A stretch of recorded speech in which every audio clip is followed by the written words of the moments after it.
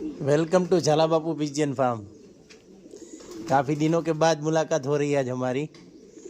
Pigeon सब है मेरे पास, लेकिन वीडियो में डाल नहीं रहा हूँ, मतलब टाइम नहीं मिल रहा है मुझे। कबूतर तो सारे है हमारे पास, कुछ नहीं सेल किया है। हाँ, कुछ ब्रीड ऐसी है जो मैंने हटा दी है, मतलब लाहौरी सारे हटा दिए। इंडियन फेंटल जो डिफरेंस कलर थे सब उसमें हटा दिए, सिर्फ टाइगर कलर में अवेलेबल है इंडियन फेंटल मेरे पास।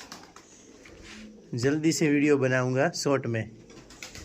बाकी तो कबूतर सारे है मेरे पास, कोई भी सेल हमने नहीं किया है।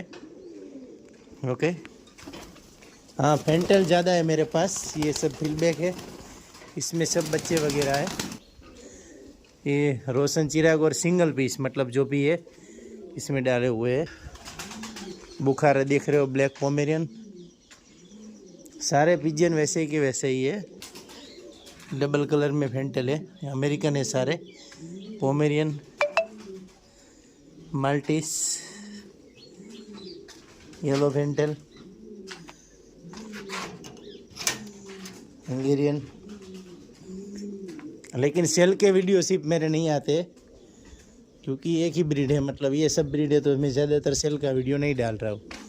ओके। बाकी कबूतर कोई भी नहीं हटाए हमने, फार्म वैसा का वैसा ही है।